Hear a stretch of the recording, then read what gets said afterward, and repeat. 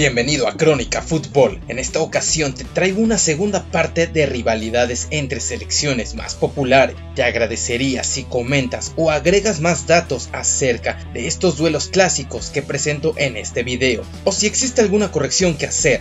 Sin más introducción, continuamos. Rápidamente te invito a suscribirte o a comentar o regalarme un like, esto para poder seguir haciendo contenido así. Solo te tomará unos segundos, pero para mí será de mucha ayuda. Chile contra Bolivia. La rivalidad entre Bolivia y Chile fuera del fútbol ha sido por carácter nacionalista o, dicho de un modo más específico, un conflicto marítimo.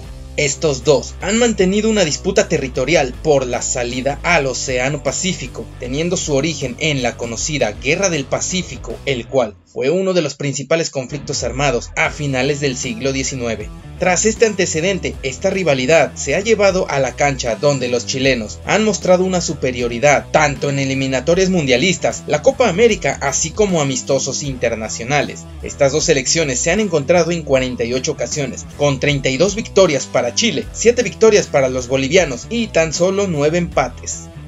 Guatemala y Belice. Una rivalidad menor, pero que de igual modo tiene que ver con tintes limítrofes, es entre Guatemala y Belice.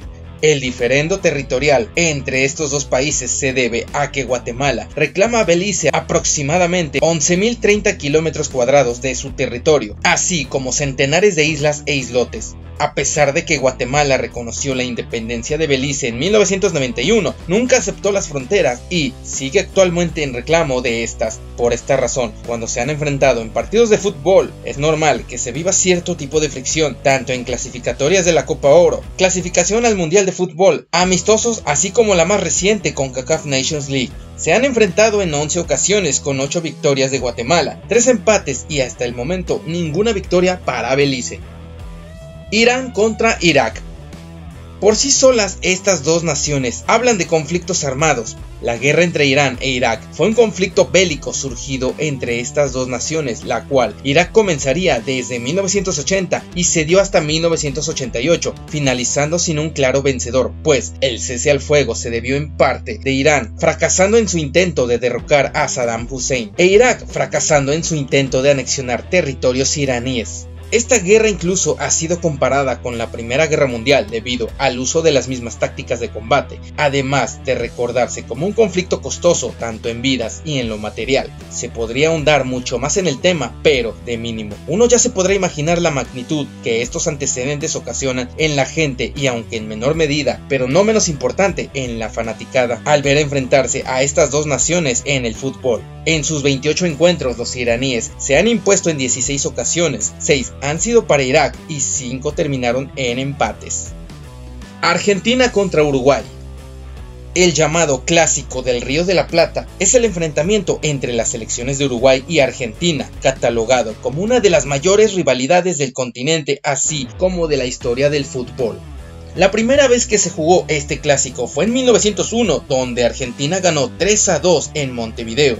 Llegando a 1923 ya se habían enfrentado en 83 ocasiones con un resultado balanceado, con una ventaja mínima por parte de los charrúas. Se le sumaban a su dominio el campeonato sudamericano, cuya primera edición había sido en 1916, pues contaban con 3 títulos contra uno de Argentina.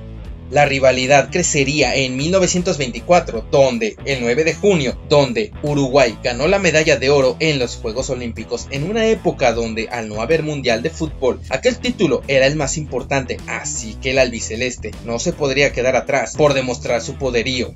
El 2 de noviembre de 1924, los dos equipos definieron el campeonato sudamericano con 2 encuentros previos, uno el 28 de septiembre de aquel año que, a tan solo 4 minutos de iniciado, no se pudo jugar más por el exceso de la hinchada que invadieron el campo de juego, así como el lanzamiento de botellas y piedras, dejando aterrorizados a los jugadores. Se reanudaría el partido el 2 de octubre, en el cual el llamado alambrado olímpico se aplicaría para evitar que se lanzaran objetos. En aquel partido también se dio el llamado gol a los olímpicos, que más tarde se redujo a gol olímpico, cortesía de Cesare Onsari desde la esquina. Con estos dos previos llegaban al 2 de noviembre en Montevideo, donde el clásico se jugó terminando en un empate, bastándoles a los uruguayos para ganar el título sudamericano. Existe la anécdota de que por la noche algunos fanáticos argentinos que acompañaron a los jugadores comenzaron a hacer cánticos tirando indirectas a sus rivales uruguayos. Algunos hinchas locales que pasaban por el lugar reaccionaron y lo que parecía ser un simple juego de egos terminó en tragedia. Una pelea se inició en la que también algunos futbolistas participaron, cesando el conflicto cuando un hincha argentino desenfundó un arma y de un disparo ultimó a un uruguayo. La rivalidad solo sería más fuerte. Ya en Ámsterdam 1928 se jugó otra edición del torneo de fútbol. Aquí los argentinos sí participaron, a diferencia de París 1924, y precisamente fueron estos dos equipos los que llegaron a la final, demostrando además a los europeos que en América también se jugaba fútbol. Los charrúas ganaron 2-1 en un partido protestado por el rival por un supuesto fuera de lugar en la jugada del gol definitorio. El primer mundial organizado por Uruguay una vez más vería la final del considerado premundial de 1928. La tensión era tan grande que el árbitro belga John Langenus habría pedido un seguro de vida a cambio de dirigir el partido. El encuentro se resolvió con algunas anécdotas que he contado en el resumen del Mundial de Uruguay 1930, con victoria local.